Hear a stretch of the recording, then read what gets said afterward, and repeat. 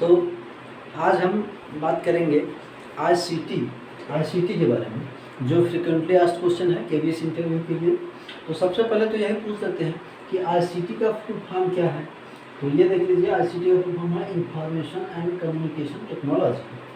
हमने कुछ पॉइंट्स लिख रखे हैं जिन पे जनरली क्वेश्चन बन सकते हैं। आईसीटी का क्या उपयोग है, तो उपयोग तो आप सभी लोग जानते हैं। आईसीटी क्यों जरूरी है, एकदम ये नेसेसरी क्यों हो गया है आईसीटी।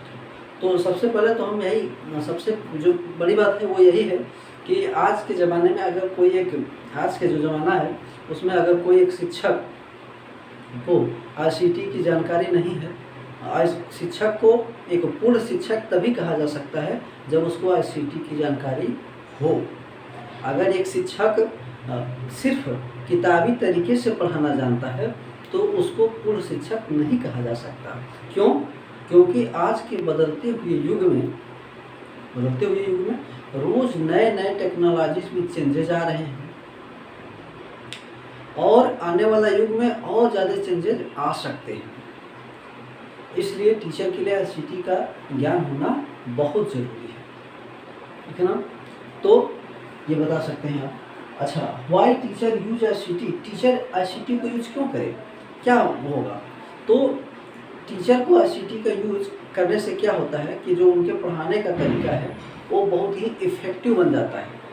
पढ़ाने के तरीके हैं वो बहुत इफ़ेक्टिव बन जाते हैं और बच्चे को विजुलाइज कराने में और विजुलाइज करने में भी आसानी होती है। और बच्चे जब विजुलाइज करके किसी भी चीज़ को पढ़ते हैं तो वो लॉन्ग टर्म तक उसको रिमेंबर कर पाते हैं, ये हो सकता है, ठीक है।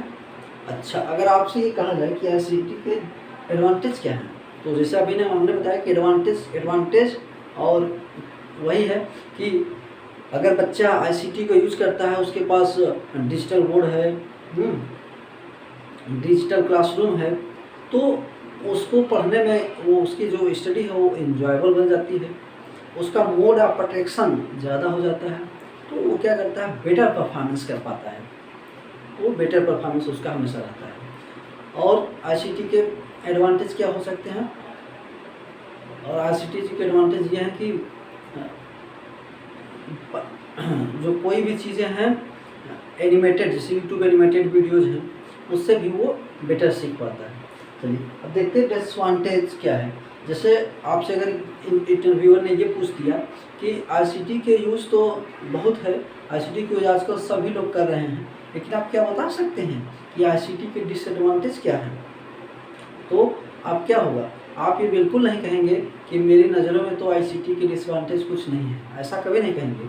आपका आंसर मल्टी डायमेंशनल होना चाहिए। तो आप क्या कहेंगे कि सर कोई भी चीज़ है तो अगर उसकी कुछ ना कुछ अच्छाइयाँ हैं, अगर उसकी अच्छाइयाँ हैं तो कुछ ना कुछ उसके डिसएडवांटेज भी हैं।